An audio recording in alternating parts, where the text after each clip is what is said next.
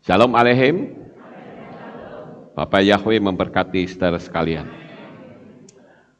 Saya sangat bersyukur karena pagi ini kita masih tetap bisa bersama-sama merayakan hari raya yang ketiga, yaitu Hari Raya Buah Sulung atau Yom Habikurim.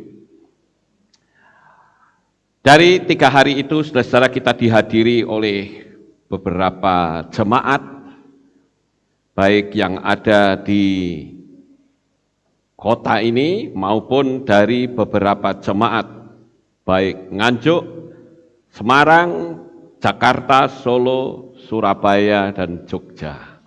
Kita bersyukur Bapak Yahweh memberikan kesempatan untuk mereka bisa bersama-sama mengikuti ibadah kita di tempat ini. Kita kemarin sudah merayakan Hari Raya Roti Tidak Beragi. Saya bersyukur karena jemaat hadir cukup banyak, saudara. Ada sekitar 600-an orang.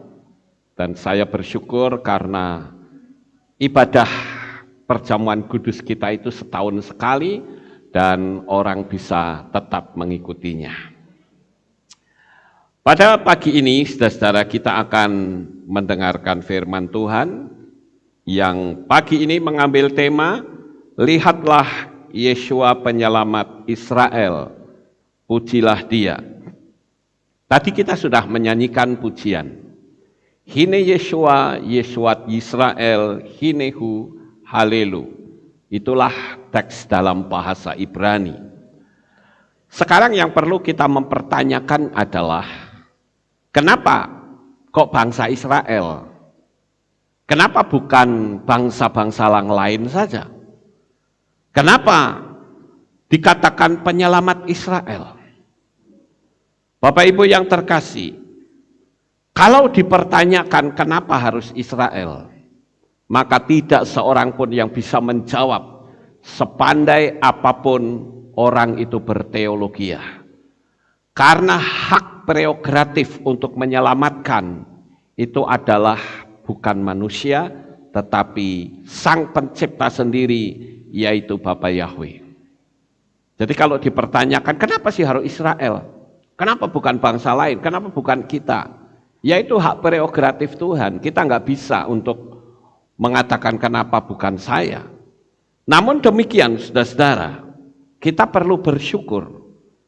Sekalipun penyelamat itu hanya ditujukan untuk bangsa Israel, bukan berarti bangsa-bangsa lain tidak mendapatkan keselamatan.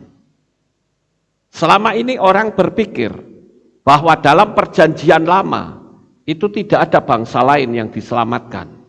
Saya katakan keliru. Kalau kita melihat di dalam firman Tuhan, di kitab Bereshit atau Kejadian pasal 17 ayat 10 sampai 13, maka di sana sangat jelas sekali bahwa bangsa-bangsa lain itu pun di perjanjian lama, atau saya menyebut kitab Tanakh. Kalau kitab Kejadian, Bereshit itu adalah kitab Torah. Maka saya katakan bahwa bangsa-bangsa lain pun tetap mendapatkan hak untuk memperoleh keselamatan. Namun yang diprioritaskan itu adalah bangsa Israel. Dan Abraham itu adalah bapa leluhur, bapa dari segala orang beriman. Lalu yang dipertanyakan, bagaimana bangsa lain itu bisa mendapatkan keselamatan? Kalau kita lihat di kitab Bereshit atau Kejadian 17 ayat 10 sampai 13, saya bacakan. Inilah perjanjianku yang harus engkau pelihara antara aku dan engkau dan benihmu sesudah engkau. Setiap laki-laki di antara kamu harus disunat, dan kamu harus disunat kulit khatanmu, dan hal itu telah menjadi suatu tanda dari perjanjian antara aku dan kamu. Dan seorang anak laki-laki berumur 8 hari haruslah disunat olehmu, yaitu setiap laki-laki dalam generasimu yang lahir di rumah atau yang dibeli dengan uang dari semua bani lain yang bukan dari benihmu. Ia yang lahir di rumahmu dan dia yang dibeli dengan uang harus disunat. Dan perjanjianku akan ada di dalam dagingmu sebagai perjanjian yang kekal. Jadi bangsa-bangsa lain pun itu bisa mendapatkan keselamatan, yaitu dengan bergabung masuk dalam keluarga Bapak Abraham. Dan di situ ada perjanjian yang disebut perjanjian darah dengan disunat.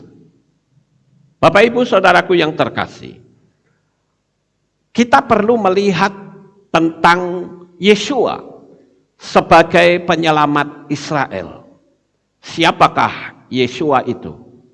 Tidak lain, Yeshua adalah Bapak Yahweh sendiri, Sang Pencipta sendiri yang turun ke dalam dunia ini dalam wujud manusia.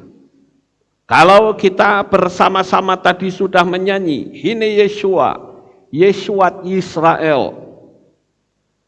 Lihatlah Yeshua penyelamat Israel. Dan itu sudah dinubuatkan sekitar lebih kurang 700-an tahun sebelum Yeshua ada di dalam dunia ini. Kita bisa melihat nubuatan Yeshua sebagai penyelamat Israel. Kita perlu mempertanyakan lagi, kenapa harus diselamatkan? Bukankah Israel itu sudah diselamatkan? Bapak Ibu yang terkasih, saya katakan bahwa bangsa Israel yang sudah diselamatkan, namun kehidupan mereka kehidupan yang sangat ngacau sekali. Nabi-nabi diturunkan juga mengalami aniaya. Apalagi di zaman kitab Melehim atau kitab Raja-Raja, banyak sekali nabi-nabi yang dibunuh. Bangsa Israel kembali melakukan perjinahan secara alam supranatural, yaitu dengan menyembah Baal. Dan disitulah perlu adanya karya penyelamatan yang sempurna. Nabi-nabi ternyata tidak sempurna karya penyelamatannya. Kenapa? Karena nabi-nabi itu adalah keturunan manusia yang sudah berdosa. Tuntutan alam semesta, tuntutan Tuhan adalah manusia harus tunduk sampai akhir dan dia adalah harus manusia yang sempurna. Tetapi bagaimana manusia bisa sempurna, saudara? Karena tidak ada manusia yang sempurna, sebab Adam dan Hawa sudah jatuh di dalam dosa.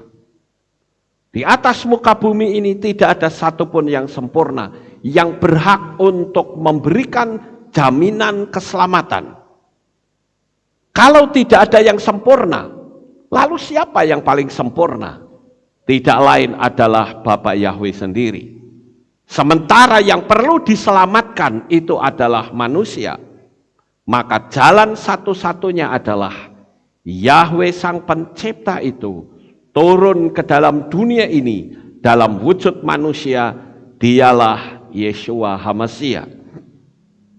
Saudaraku, kalau kita melihat nubuatan dari kedatangan Yeshua HaMashiach 700-an tahun sebelum dia turun ke dalam dunia ini, sudah dinubuatkan oleh Nabi Yesaya. Kita bisa melihat di dalam kitab Yesaya pasal 53 ayat 3 sampai 7. Saya bacakan untuk saudara, demikianlah bunyinya. Dia direndahkan dan ditolak oleh manusia, seorang yang penuh penderitaan dan dikenal berpenyakitan atau memiliki rasa sakit, dan seperti yang menyembunyikan wajahnya dari dirinya. Dia direndahkan dan kita tidak mengindahkannya. Sesungguhnya Dia telah menanggung penyakit dan penderitaan kita. Dia telah memikulnya. Tetapi kita dianggap dia kena kutuk, dihajar dan didera Elohim. Namun dia ditikam karena pemberontakan kita, diremukkan karena kejahatan kita. Ganjaran demi keselamatan kita menimpa atasnya, dan melalui bilurnya dia telah menjadi kesembuhan bagi kita. Seperti domba, kita semua telah tersesat. Kita masing-masing telah berbalik menurut jalannya sendiri. Tetapi Yahweh telah menimpakan kepadanya kejahatan kita semua. Dia ditindas dan dia disengsarakan.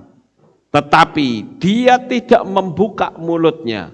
Seperti seekor anak domba dia digiring ke pembantaian. Dan seperti induk domba dia menjadi keluh di hadapan yang mengguntingi bulunya. Demikianlah dia tidak membuka mulutnya. Bapak Ibu Saudaraku yang terkasih di dalam Tuhan Yesus HaMasyiah, baik yang ada di Kehilat ini maupun yang ada di berbagai belahan dunia manapun yang mengikuti streaming kita di tempat ini. Melalui nubuatan ini kita tentu tahu siapa yang dimaksud. Dia tadi tidak lain adalah Yeshua HaMasyiah. Dia ditolak, dia dianiaya, dia bahkan menderita sengsara. Sampai dikatakan dia mengalami sakit yang luar biasa. Sakit yang dimaksud di situ bukan seperti yang diterjemahkan di ILT ini, ada sedikit yang kurang tepat, yaitu kata berpenyakitan. Nanti konotasi orang sakit demam, sakit bisul, sakit apa. Yang disebut sakit di situ adalah sakit ketika dia didera, sakit ketika dia dianiaya, diludahi, dipukul, dicambuk, bahkan sampai dipaku tangan dan kakinya. Itulah Yeshua, saudara. Makanya kalau kita menyanyi pujian, lihatlah Yeshua penyelamat Israel. Ini adalah satu arahan di mana kehidupan kita sebagai anak-anak Bapa Yahweh, kita orang-orang goyim. Kalau zaman dulu orang harus bergabung ke keluarga Abraham baru selamat. Yaitu ketika dia bergabung melakukan perjanjian darah, orang selamat. Sekarang ketika Yeshua sudah datang ke dalam dunia ini, maka kita pun orang-orang goyim harus bergabung dalam keluarga Israel. Kita harus mempercayai bahwa Yeshua itu adalah Yahweh sendiri yang turun ke dalam dunia ini dalam wujud manusia. Lalu perjanjiannya di mana? Perjanjiannya adalah ketika kita dimeterai, dibaptis di dalam nama Bapa Yahweh, dalam nama Adonai Yeshua HaMasyiah dan Roh Kudus. Oleh karena itu, saudara, kita perlu bertanya pada diri kita masing-masing. Waktu kita menjadi orang percaya, kita dibaptis dalam nama siapa? Ini yang terpenting. Materi kita dikatakan, lihatlah Yeshua penyelamat Israel. Benarkah waktu dulu kita termeterai dalam nama Yahweh dan Yeshua? Kalau kita belum termeterai atas nama Yahweh dan Yeshua serta Roh Kudus, lalu pertanyaannya, kita dulu dimeterai dalam nama siapa? Tentu di luar nama itu disebut nama yang asing, nama yang tidak dikenal di kerajaan Shamayim. Oleh karena itulah Bapak Ibu, kita harus kembali dipulihkan. Baptisan pembaharuan itu adalah pemulihan agar kita mendapatkan keselamatan. Kita masuk dalam keluarga, yaitu keluarga Yeshua HaMasyiah. Bapak Ibu yang terkasih, kalau kita melihat Bapa Yahweh itu adalah Tuhan yang mencintai manusia. Dan Tuhan menjadikan manusia hidup di dunia ini. Apa sih tujuan Tuhan bikin manusia di dunia? Tidak lain adalah untuk menggantikan kedudukan Lucifer. Malaikat cahaya yang memiliki tugas untuk memuliakan Bapa Yahweh. Tetapi ternyata malaikat-malaikat cahaya itu dia memberontak, bahkan ingin menguasai yang maha tinggi. Lucifer, malaikat cahaya itu akhirnya dibuang ke dalam dunia ini. Dan kita dijadikan Tuhan justru di dalam dunia. Jadi kalau begitu Bapak Ibu, Tuhan jelas-jelas dengan kata lain dia hendak berkata kepada kelompok rombongan besar malaikat cahaya itu. Tuhan hendak berkata, kamu memberontak kepadaku? Silahkan, sekarang aku bikin makhluk yang lain, yaitulah manusia, yang dibuat dari tanah. Tetapi manusia itu diberikan keistimewaan, karena kehidupan manusia sendiri adalah kehidupannya Bapa Yahweh. Karena pada waktu Adam dijadikan, firman Tuhan mengatakan, Bapa Yahweh menghembuskan nafas hidup ke dalam hidungnya. Sehingga manusia itu bisa hidup dan hidupnya itu sama dengan Bapa Yahweh. Makanya Tuhan katakan, baiklah kami menjadikan manusia menurut rupa dan gambar kami. Kita semua Bapak Ibu, saudara dan saya, dan dimanapun saudara berada, posisi saudara itu sama dengan posisi Tuhan. Makanya Rabi Shaul atau Rasul Paulus mengatakan kepada Timotius sebagai manusia Elohim. Wujudnya manusia, tetapi di dalam diri manusia itu ada roh Elohim. Ada Roh Kudus yang membimbing di dalam perjalanan kehidupan kita.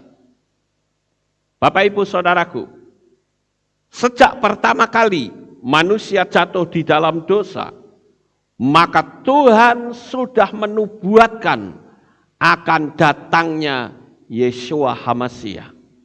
Di dalam kitab Bereshit pasal 3 ayat yang ke-15 dikatakan, dan aku akan mengadakan permusuhan antara engkau dengan wanita ini, dan antara keturunanmu dengan keturunannya. Dia akan meremukkan kepalamu, dan engkau akan meremukkan tumitnya. Siapakah yang dimaksud dari keturunan perempuan atau wanita ini? Tidak lain adalah Yeshua HaMashiach, pahlawan kita. Kita tidak perlu berdarah-darah. Kita tidak perlu masuk neraka. Kita tidak perlu berurusan dengan api yang menyala-nyala. Karena Yeshua sudah menggantikan kita semua. Bapak Ibu yang terkasih, kalau kita bersama-sama merayakan Hari Raya Buah Sulung, itu sebetulnya adalah gambaran dari Yeshua yang sulung, yang bangkit. Dan itu adalah kemenangan kita sebagai umat manusia. Apalah artinya kita percaya kepada satu pribadi yang mati dan tidak pernah bangkit. Kalau kita melihat dari kitab Bereshit sampai kitab Gilyahna, dari kitab Kejadian sampai kitab Wahyu, ada banyak sekali nabi-nabi. Tapi semua nabi itu mati dan tidak pernah bangkit kembali. Hanya Yeshua HaMashiach yang disebut sebagai nabi yang terakhir. Kenapa saya katakan demikian? Karena Yeshua berkata, akulah Alef wa Tau. Di dalam bahasa Yunani, akulah Alfa dan Omega, yang awal dan yang akhir. Jadi Yeshua adalah yang terakhir. Setelah itu tidak ada lagi, saudara. Dan kita bersyukur kepada Tuhan karena keselamatan sudah Tuhan berikan secara mutlak. Kalau kita melihat di dalam kitab Lukas pasal 9 ayat 21. Seharusnya lah anak manusia menderita banyak hal dan ditolak oleh para tua-tua dan imam-imam kepala serta para ahli kitab dan dibunuh dan dibangkitkan pada hari yang ketiga. Israel seharusnya bersukacita karena ada penyelamat yang khusus untuk bangsa Israel. Orang-orang goyim tinggal nebeng saja. Tetapi sayang sekali saudara, orang Israel ternyata menolak Yesua. Yang lebih parah lagi justru adalah ahli-ahli Taurat dan orang-orang Farisi yang katanya dia ngerti, pinter Torah. Dia pun sebetulnya paham betul kenapa sampai ahli Taurat dan orang Farisi menyewa tentara untuk menjaga kubur Yesua.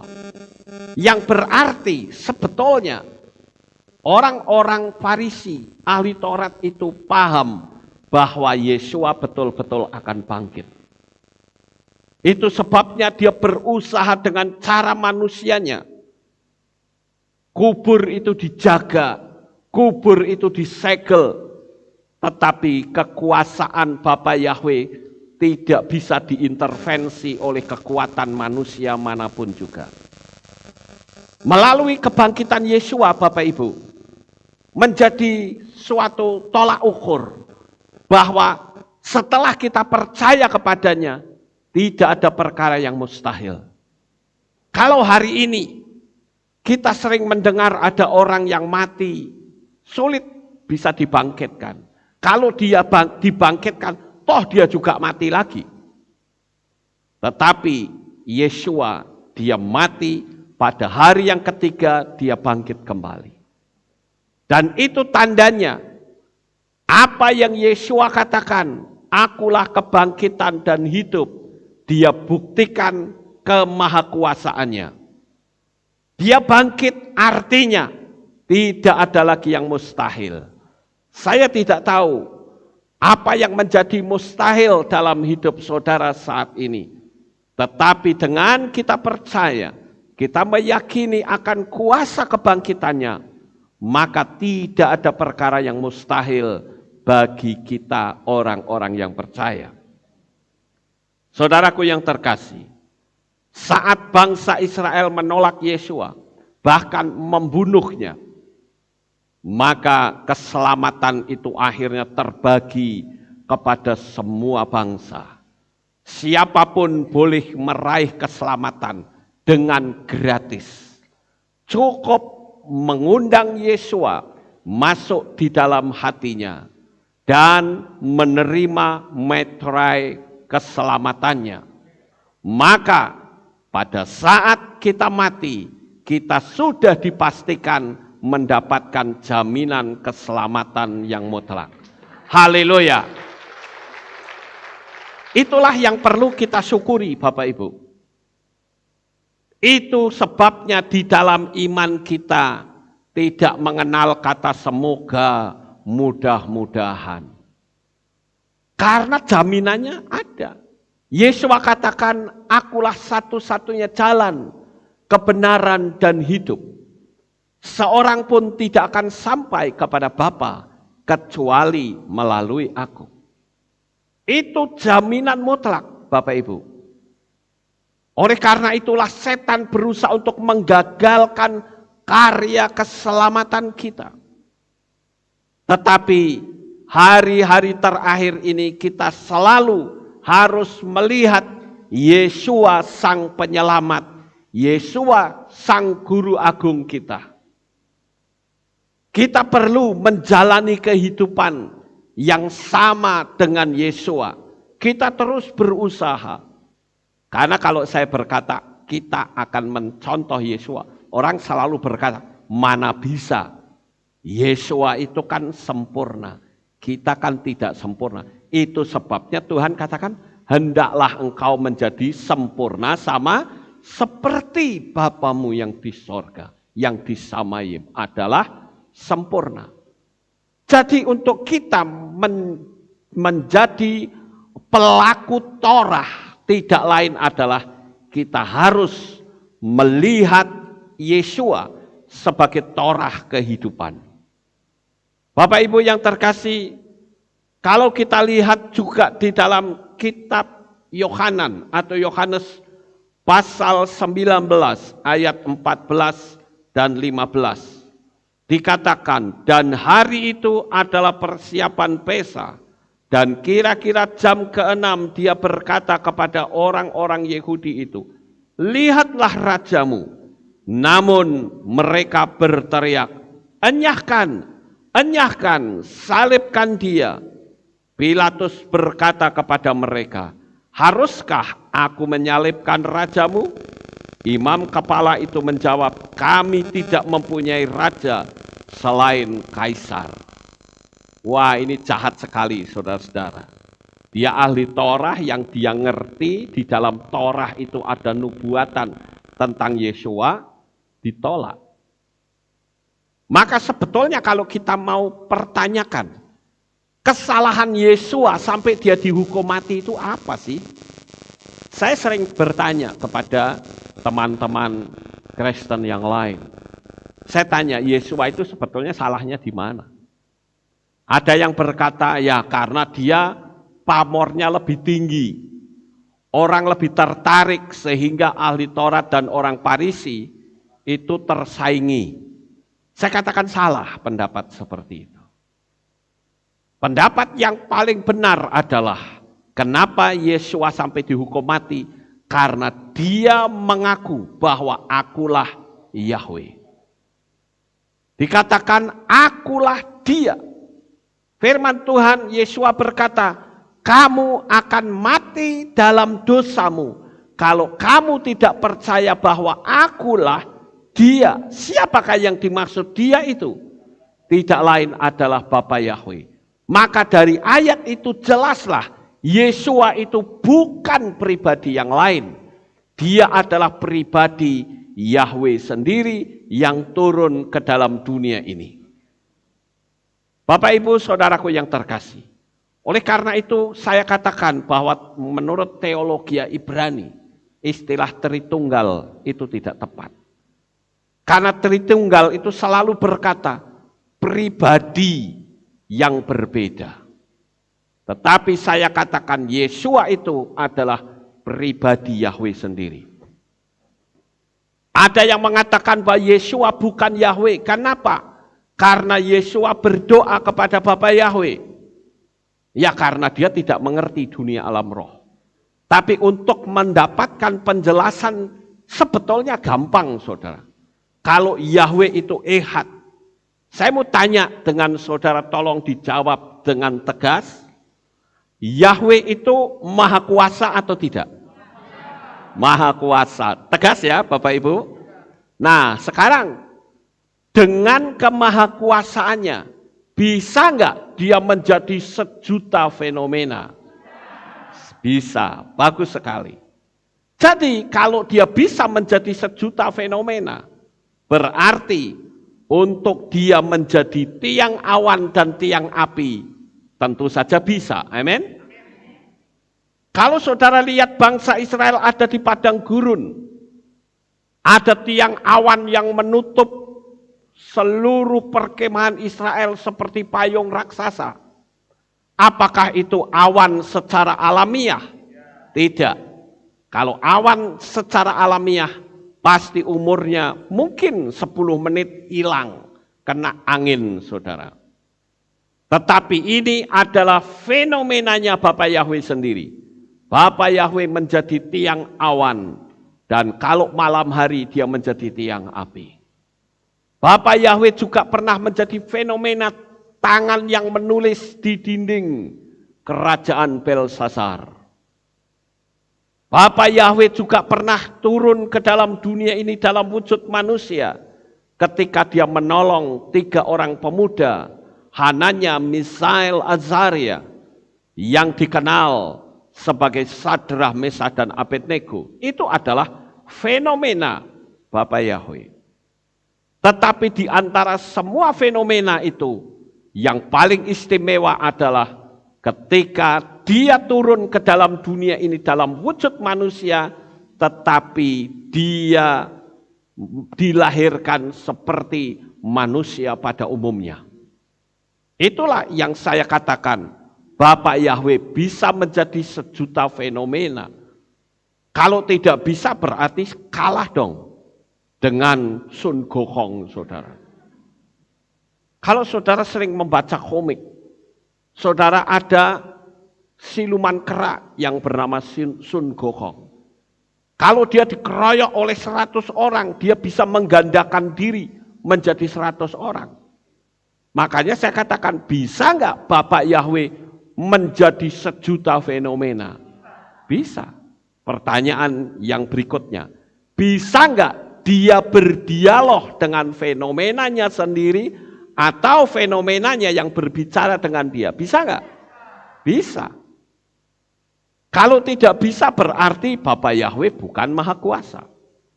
Makanya saya katakan Bapak Ibu, bahwa kita sebagai anak-anak Tuhan, kita tahu bahwa Yesua itu adalah Yahweh sendiri. Makanya dia berkata, kamu akan mati dalam dosamu kalau kamu tidak percaya bahwa akulah Dia, akulah Yahweh.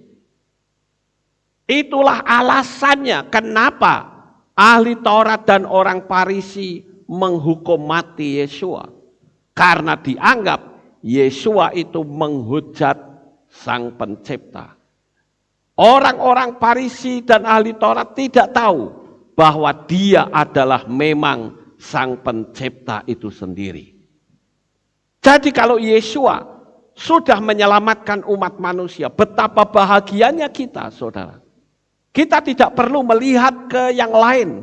Lihat sajalah Yesua, Sang Penyelamat Israel. Sesuai dengan tema kita pada pagi ini. Anugerah itu dilimpahkan kepada kita sekalian sebagai orang-orang goyim, yaitu saudara dan saya. Sekarang yang menjadi pertanyaan yang pertama adalah, apa yang sudah kita lakukan untuk membalas kasih-Nya? Ya dong Bapak Ibu, kalau kita memang sedang berjalan menuju ke neraka, tiba-tiba ada seseorang yang menyeret kita keluar dari jalur menuju ke neraka itu. Dan orang itu menunjukkan, kamu terus ke sana, binasa kamu.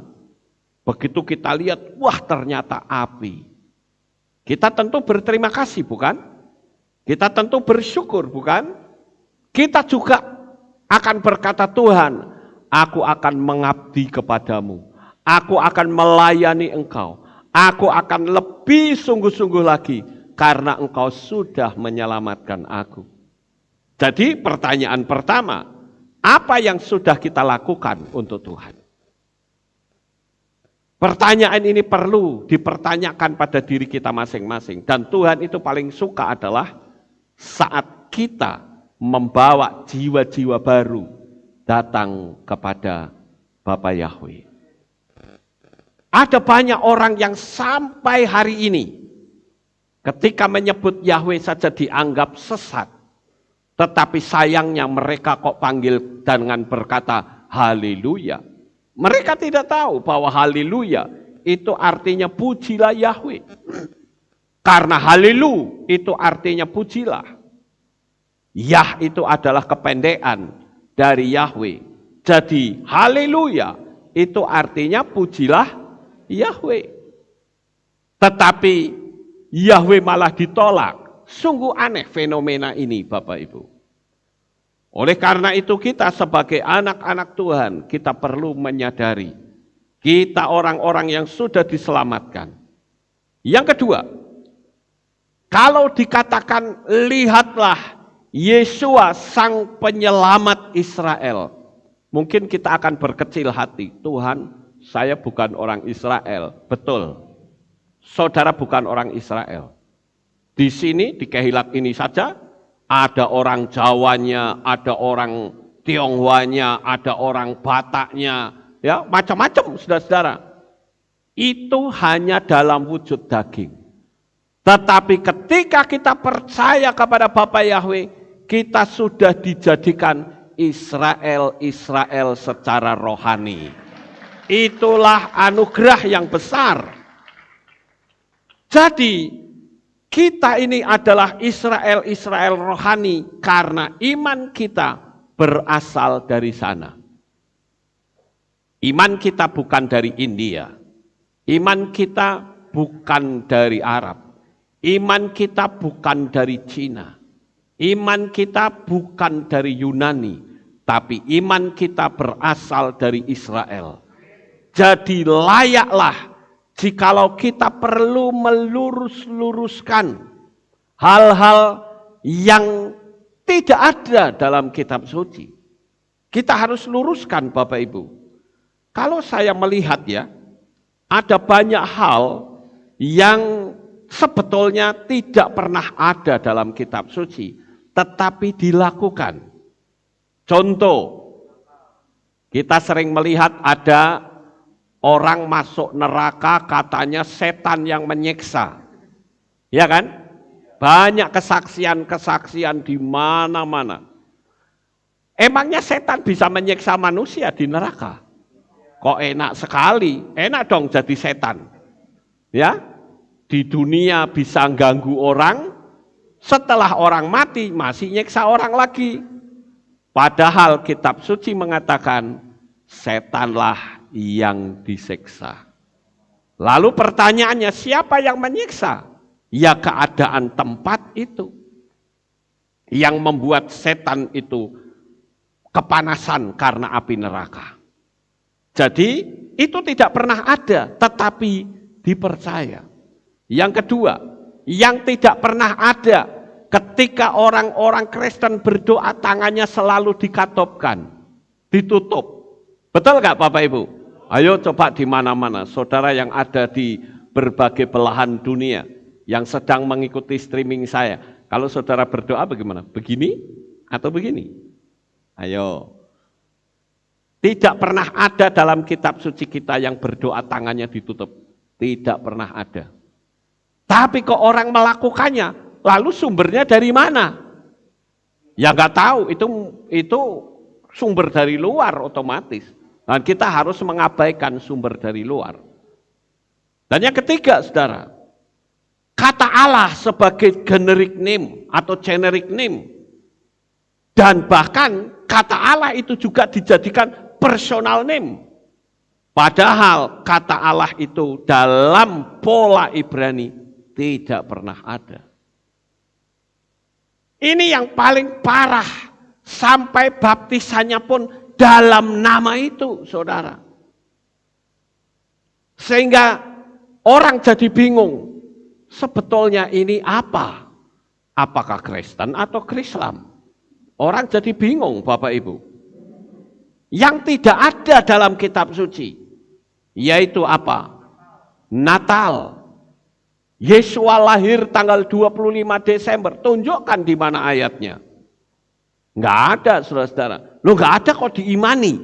Enggak ada kok dilakukan. Unik sekali ya agama Kristen itu, saudara-saudara. Makanya kita perlu luruskan itu. Tapi kalau diluruskan katanya sesat. Sing bener, sing salah. Kan aneh itu. Makanya saya katakan apa? Kesalahan kalau diberitakan terus-menerus akan dinyatakan sebagai kebenaran. Makanya kalau saya bertanya, mana ayatnya Yesua lahir 25 Desember? Enggak ada. Tapi kalau Yesua lahir persis di hari raya Sukkot, saya bisa membuktikannya. Amin. Haleluya. Itu jelas Bapak Ibu. Terus apalagi yang tidak ada dalam kitab suci? Jumat Agung, tepat sekali. Jumat Agung enggak ada. Yang ada adalah Pesah. Ya kan? Tapi pas buah sulungnya tidak ada, diganti Pesah. Lah kualik-kualik, saudara-saudara. Aneh bukan? Lah kok diimani? Nah itu kan lucu. Kemudian Tritunggal itu tidak pernah ada. Bapa Yahweh itu adalah ehad atau satu. Tetapi Bapa Yahweh bisa menjadi sejuta fenomena. Sekalipun sejuta fenomena, apakah itu berarti sejuta pribadi? Tidak, pribadinya tetap satu. Gampang sebetulnya Bapak Ibu. Nah, pada saat pagi hari ini, kita bersama-sama melihat bagaimana karya Tuhan yang luar biasa. Kita kembali di sini, saudara, bahwa kita adalah Israel secara rohani, karena iman kita berasal dari sana. Makanya tema kita adalah, lihatlah Yesua Sang Penyelamat Israel. Nah, kita menjadi Israel rohani. Lalu yang menjadi pertanyaan kembali, benarkah kita berada pada posisi murid-murid Yesua? Atau posisi ahli Torah dan orang Farisi yang justru menolak Yesua? Yang kerjanya cuma nyinyir saja. Saudara tahu nyinyir?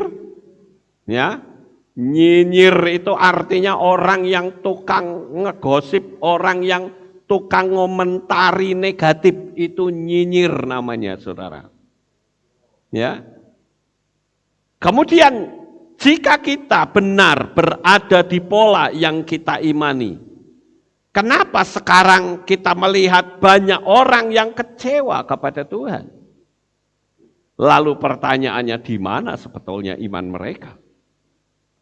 Banyak orang yang tidak tahu bahwa kita mendapatkan keselamatan secara mutlak itu ibarat seperti seseorang yang mendapatkan harta. Bapak Ibu Saudara yang terkasih, saya akan naikkan satu ilustrasi cerita. Dikisahkan ada orang yang sangat kaya raya. Dan pada hari ulang tahunnya, mengingat orang kaya ini sudah berusia lanjut. Orang kaya ini memanggil pegawai-pegawainya. Dan pada waktu itu di hari ulang tahun orang kaya ini, dia kumpulkan pegawainya, yaitu satpam, tukang kebun, juru masak, dan anak yang memelihara hewan. Mereka duduk dalam satu kursi banyak dan satu meja yang besar. Orang kaya ini berkata demikian, hari ini adalah hari ulang tahun saya. Dan saya akan memberikan hadiah. Dia keluarkan uang beberapa gepok, saudara. Dan sebuah kitab suci. Lalu dia panggil satpam. Bapak satpam, kamu mau pilih yang mana? Uang yang banyak ini atau kitab suci? Satpam itu berkata, karena saya tidak bisa membaca, maka kitab suci itu tidak ada artinya bagi saya. Jadi saya memilih uang. Silakan ambil uang ini. Orang kaya itu memberikan uang. Banyak sekali bergepok-gepok, saudara-saudara. Karena namanya juga orang kaya. Kemudian dia tanya kepada tukang kebun, kalau kamu bagaimana? Tukang kebun berkata, saya sebetulnya ingin kitab suci itu. Tetapi saat ini istri saya sedang sakit parah. Jadi kitab suci itu juga tidak ada artinya bagi saya. Lebih baik saya memilih uang. Oh silakan, gak apa-apa. Dia keluarkan uang lagi. Dengan jumlah yang sama dengan yang diberikan tadi kepada satpam. Kemudian orang kaya ini mengeluarkan uang lagi. Lalu ditanyalah juru masak. Kalau engkau bagaimana, juru masak? Apakah kamu suka uang ini atau kitab suci? Enggak usah segan. Kalau memang kamu butuh atau mau pilih uang, enggak apa-apa, ngomong saja. Dan juru masak itu berkata, saya sebenarnya suka menceritakan sesuatu yang indah, suatu kebenaran. Tetapi karena saya itu sibuk, kesibukan saya sampai membaca majalah saja, saya tidak sempat. Apalagi disuruh membaca kitab suci. Jadi bagi saya kitab suci enggak akan berguna. Jadi saya tak milih uang saja. Mari silahkan ambil uang ini. Lalu orang kaya ini bertanya kepada anak yang memelihara hewan. Orang kaya ini tahu bahwa anak muda ini dia dari golongan orang miskin. Lalu orang kaya berkata, anak muda, aku yakin engkau juga akan memilih sama seperti pegawai-pegawaiku yang lain. Dia akan memilih uang. Ternyata anak muda ini, dia tidak memilih uang. Dia katakan, saya akan memilih kitab suci. Orang kaya ini terkejut, saudara. Loh, kamu ini kan sedang butuh uang, kok malah kamu pilih kitab suci? Dia katakan bahwa ibu saya pernah berkata bahwa firman Tuhan itu atau kitab suci itu lebih berharga dari emas dan lebih manis dari madu. Lalu si orang kaya berkata, baiklah kalau begitu, silahkan kitab suci ini kau ambil. Jadi uangnya kau lepas ya? Iya. Diambilnyalah kitab suci itu. Di hadapan dengan banyak teman-temannya yang ada dalam pekerjaan itu. Si anak muda ini membuka kitab suci, saudara-saudara. Dan apa yang terjadi? Di dalam kitab suci itu terdapat 2 amplop. Yang pertama adalah amplop berisi cek senilai 10 kali lipat dari pemberian orang kaya terhadap pegawai-pegawainya yang lain. Kemudian dia melihat amplop yang satunya.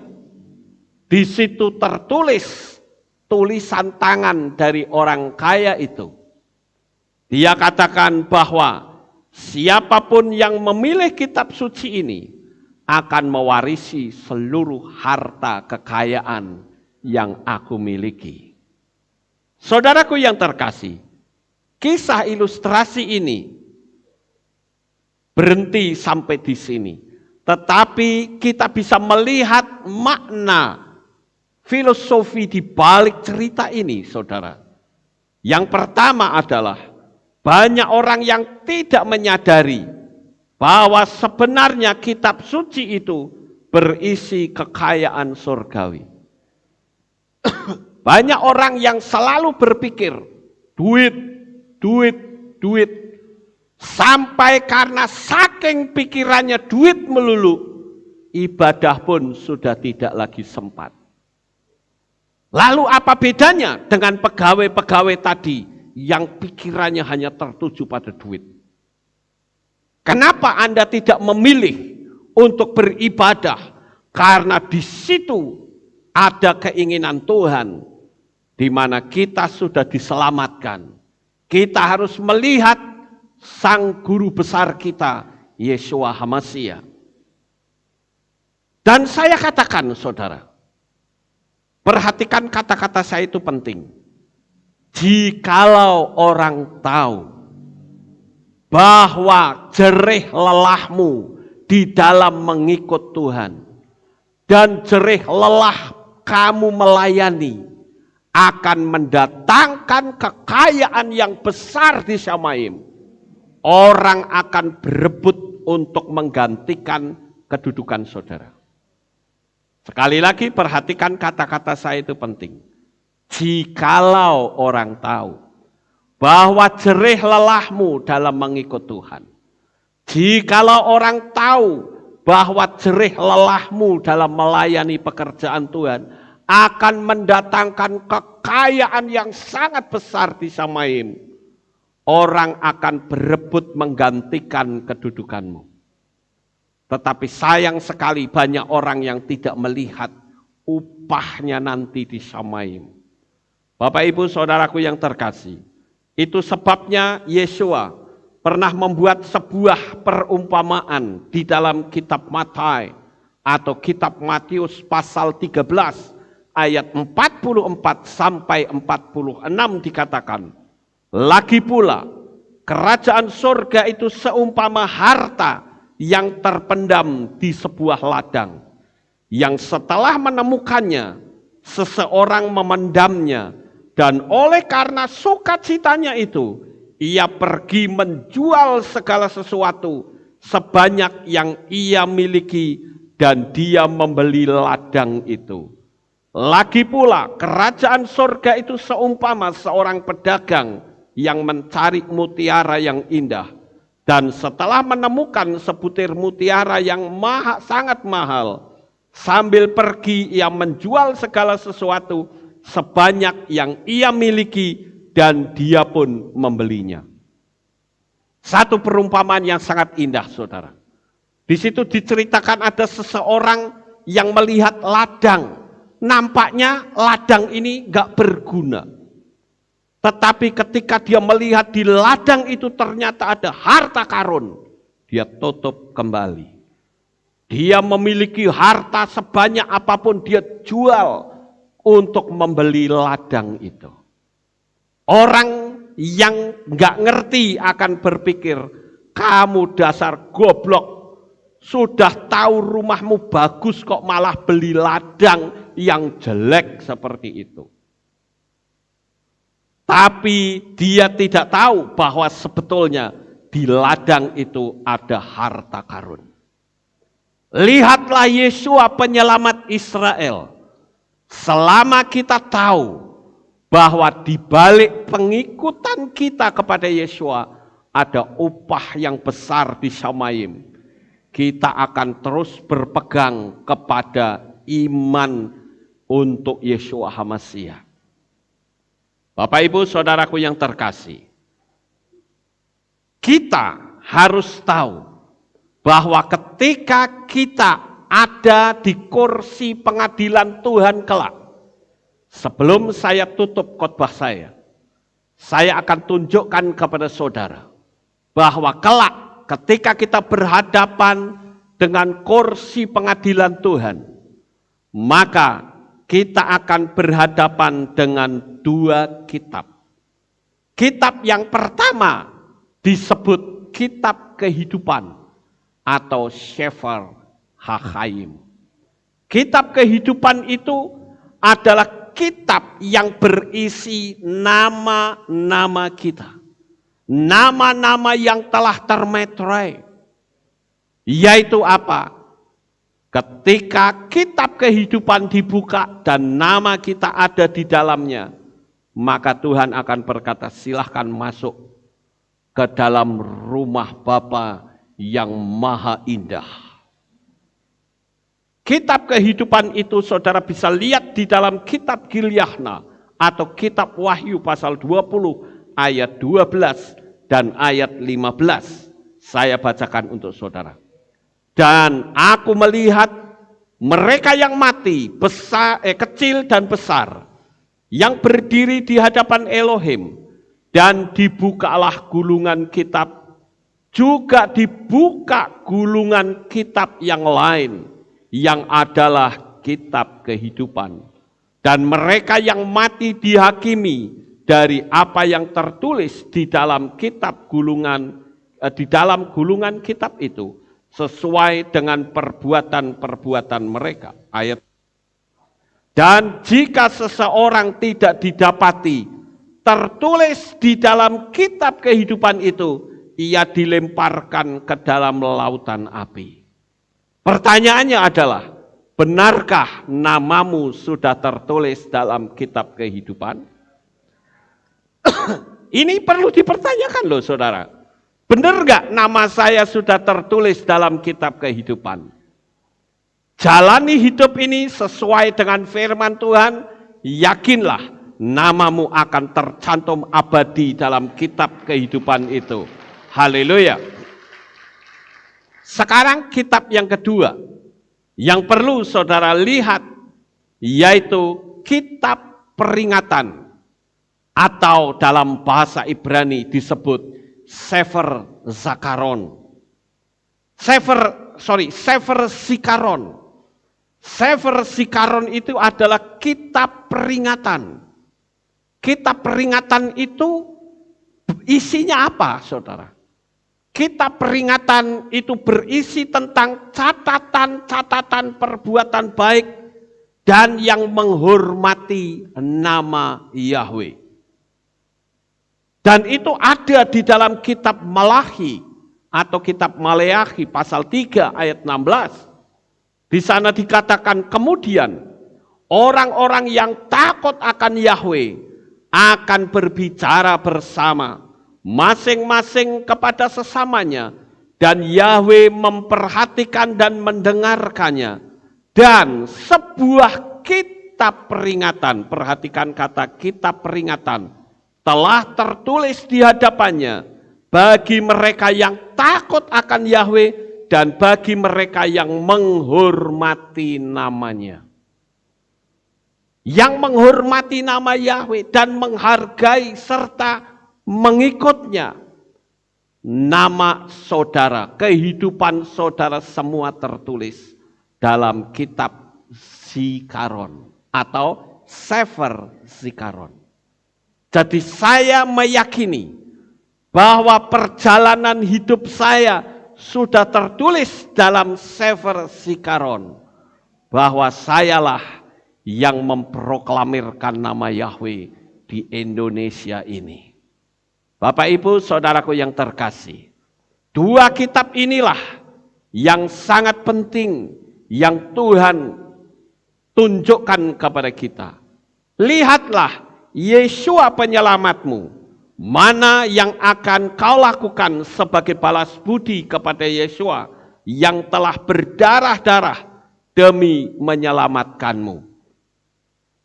Sebagai penutup, saya akan menceritakan sebuah cerita nyata, kisah nyata. Kisah nyata ini terjadi pada seseorang yang bernama John Griffith. John Griffith hidup di tahun 1937. Dia bekerja sebagai pengendali jembatan kereta api di sungai Mississippi, Amerika Serikat. Dan saudara lihat, John Griffith ini setiap kali ada kapal yang lewat, dia akan menarik tuas dan jembatan itu akan naik dan kapal akan lewat. Pada suatu hari, anak yang satu-satunya yang dimiliki oleh John Griffith, dia sedang bermain-main di daerah tempat di mana jembatan itu naik dan turun. Tuasnya sedang dinaikkan karena ada kapal yang lewat. Tetapi tidak berapa lama dia melihat ada asap kereta api, yang berarti kereta akan lewat. Dan saudara tahu, anak dari John Griffith ternyata ada di bawah jembatan itu. John Griffith mengambil sebuah tindakan. Apa yang harus dia lakukan? Akankah dia tarik tuasnya sehingga turun dan kereta bisa lewat? Tetapi resikonya anak satu-satunya mati kejepit jembatan tersebut. Atau dia biarkan tuas itu tidak ditarik sehingga jembatan tetap berada naik ke atas. Yang tentunya kalau dibiarkan, seluruh penumpang kereta akan mati kecebur sungai di Mississippi itu. Ada sebuah pilihan yang berat, saudara. Diturunkan tuasnya, anaknya yang mati. Dibiarkan, seluruh orang di dalam kereta, dia akan mati. Apa yang akan diambil oleh John Griffith? John Griffith Dia berpikir, kalau aku biarkan seluruh penumpang kereta akan mati. Tapi kalau aku turunkan anakku yang mati. Tetapi dia tahu ini adalah pekerjaan yang harus dia laksanakan. Dia harus menyelamatkan begitu banyak orang. Sehingga dengan berat hati John Griffith turunkan tuasnya. Dan anak itu mati kejepit jembatan yang turun ke bawah. Kereta bisa lewat. Seluruh penumpang kereta itu selamat. Tapi anaknya sendiri mati kejepit di situ. Bapak Ibu Saudara yang terkasih. Sebuah cerita yang nyata, kisah nyata yang tragis. Tapi ada satu kisah nyata yang hebat. Yang Bapa Yahweh telah lakukan. Yaitu dia korbankan putranya yang tunggal. Yaitu Yeshua HaMasyiah harus mati di atas kayu salib untuk menyelamatkan saudara dan saya. Kita orang-orang berdosa, kaum pemberontak diselamatkan oleh karena kasih dari Bapa Yahweh yang membiarkan Yeshua mati tetapi engkau hidup selama-lamanya. Haleluya. John Griffith pun seperti itu, saudara. Hatinya susah. Padahal kalau kita mau menyelidiki, di dalam gerbong kereta itu pasti banyak orang yang karakternya egois. Banyak orang yang sikapnya pemarah. Banyak orang yang tukang nyinyir. Banyak orang yang berhati dengki dan iri. Bahkan ada juga orang yang memberontak kepada Tuhan. Tetapi John Griffith harus merelakan kematian anaknya. Sama seperti Bapa Yahweh, dia rela Yeshua mati. Tapi lihatlah sang penyelamat Israel yang mati dan bangkit kembali. Yang hari ini kita rayakan dari kuasa kebangkitannya, yaitu hari raya hari raya buah sulung.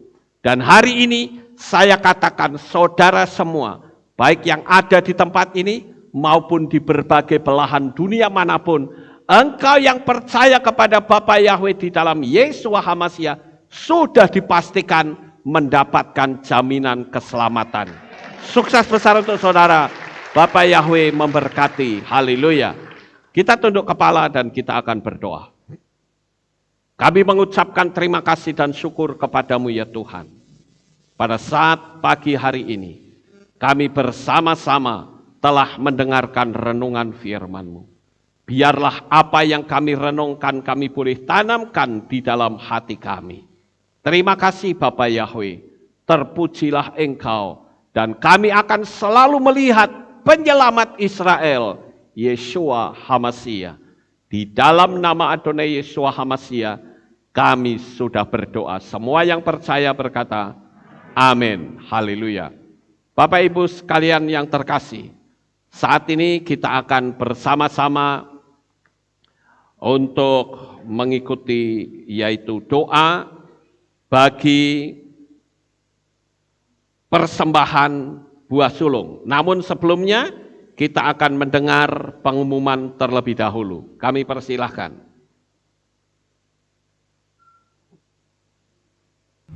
Shalom. Kami berharap jemaat dalam keadaan diberkati Bapa Yahweh. Sebentar kita akan menyimak info sekilas dari pengumuman Kehilat Alef Tau. Dalam rangka memperingati Hari Raya Pesak, akan diadakan donor darah pada hari Minggu 28 Maret 2021 pukul 9 pagi di Kehilat. Bagi yang ingin berpartisipasi, harap mendaftar di kantor Kehilat. Untuk jemaat yang sudah mendaftar, berkesempatan mendapatkan undian door prize.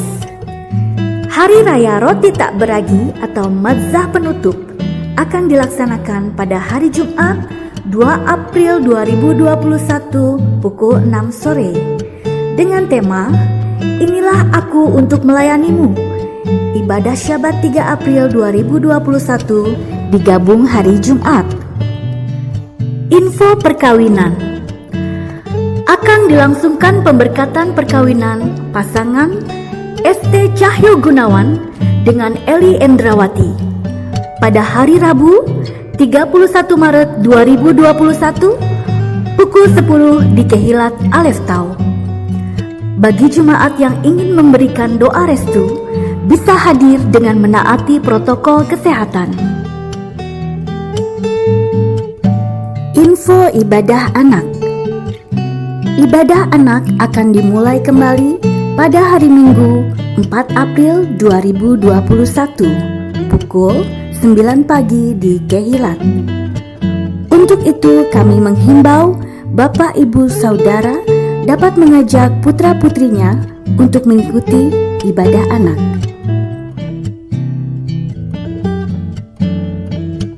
Demikianlah pengumuman untuk minggu ini. Sukacita melimpah bagi saudara semua. Bapak Yahweh memberkati. Ya, itulah pengumumannya. Sekarang Bapak Ibu kita akan bersama-sama berdoa untuk persembahan buah sulung dari saudara sekalian.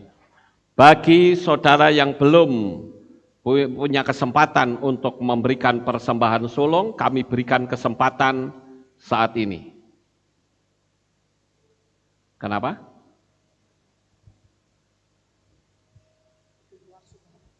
Ya, yang di luar sudah ada kotaknya, ya.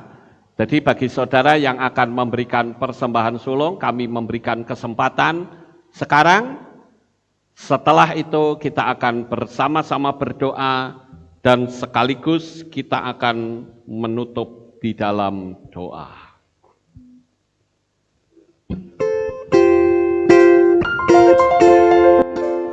Ya, sambil menunggu kita akan naikkan pujian ini, Yesua.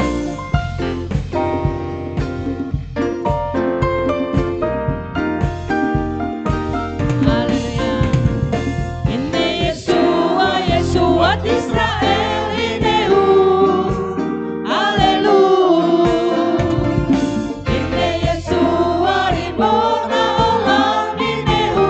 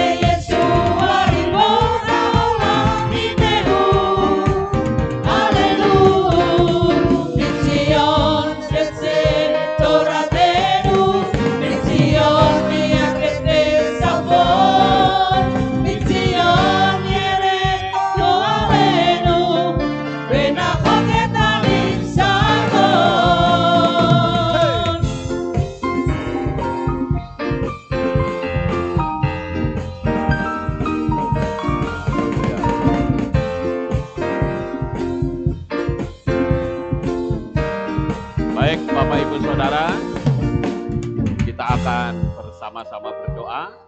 Bisa minta tolong untuk dibawa peti kotaknya ditaruh di sini supaya kita bisa bersama-sama berdoa. Ya, tolong angkat taruh sini ya. Mari Bapak Ibu kita akan bersama-sama bangkit berdiri dan sekaligus kita akan tutup di dalam doa. Sekarang arahkan tangan saudara ke depan sini dan kita akan sama-sama berdoa. Minta tolong yang ini taruh sini ya. Mari kita akan bersama-sama berdoa. Maha besar ya Bapa Yahweh, Tuhan semesta alam, pencipta langit dan bumi. Bapa Yahweh yang kami kasihi, di dalam nama Adonai Yeshua HaMashiach, saya berdoa di hadapan berkat-berkat yang Bapa Yahweh berikan melalui anak-anak-Mu di tempat ini, untuk meluaskan pekerjaan Bapa Yahweh. Oleh karena itu Tuhan, kami berdoa untuk semua persembahan sulung yang anak-anak-Mu berikan kepada Engkau melalui kami semua anak-anak-Mu. Oleh karena itu saya berdoa di dalam nama Bapa Yahweh, dalam nama Adonai Yeshua HaMashiach dan di dalam Roh Kudus, diberkatilah semua buah tangan, buah kasih mereka, sehingga buah sulung ini menjadi berkat bagi pekerjaan-Mu.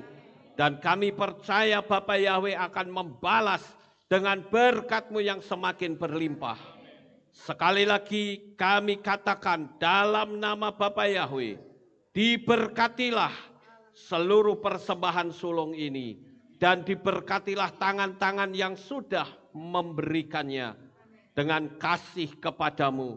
Bagi mereka yang belum memiliki kemampuan, biarlah di tahun depan mereka pun bisa memberikan persembahan sulung untuk pekerjaan-Mu. Terima kasih ya Bapa Yahweh. Inilah doa syukur yang kami naikkan kepadamu. Dan kami percaya Bapa Yahweh memberkati kami semuanya. Terima kasih Tuhan. Mari Bapak Ibu Saudara, sekarang kita angkat tangan kita. Kita akan menerima berkat Kohanim. Haleluya. Iye farehecha Yahweh wa yismereka.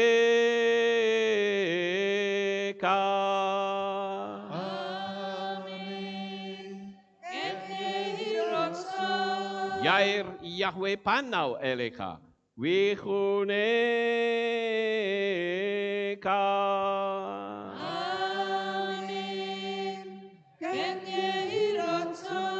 Yesa Yahweh panau eleka wa yashem lecha shalom.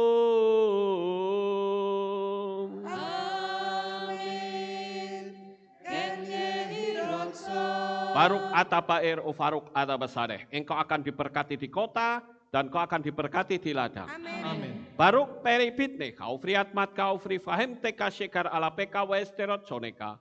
Diberkatilah buah kandunganmu, diberkati hasil bumimu, diberkati hasil ternakmu, anak-anak lembumu dan anak-anak dombamu. Amin. Baruk tan akau misyarteka, diberkatilah bakulmu dan tempat adonanmu. Amin. Baruk ata boboy kau faruk ata betseteha, dan kau akan diberkati pada waktu kau masuk, dan kau akan diberkati pada waktu kau keluar. Amin. Baruk ata Yahweh Elohenu melek haolam, besem Yeshua HaMashiach Ruach HaKodes kile olam faed. Kami sudah berdoa dan mengucap syukur. Haleluya. Amin.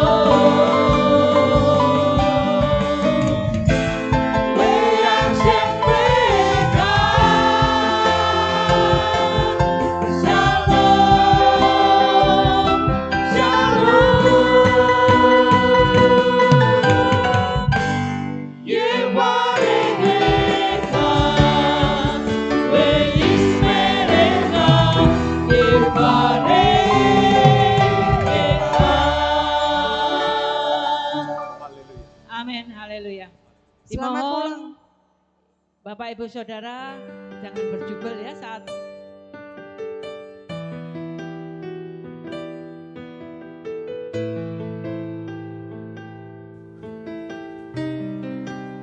segala pujian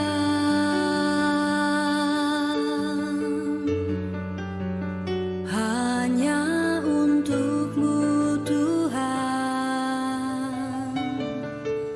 segala kehormatan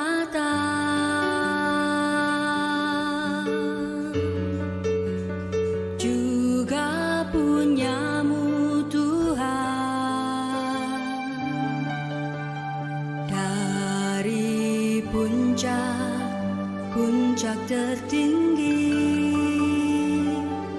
sampai lembah terlandai, semua karya kasih cinta-Mu, sujud menyembah Sang Maha Pencipta. Hatiku menari disertai derai air mata memanggil nama-Mu, Yahweh Tuhan. Segala kemuliaan hanya bagi-Mu.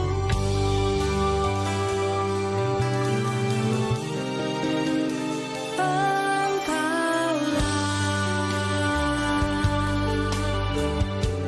sumber segala pengharapan, mendengar, memulihkan hati yang luluh, menyembuhkan juga menghibur. Duka lara menjadi bahagia.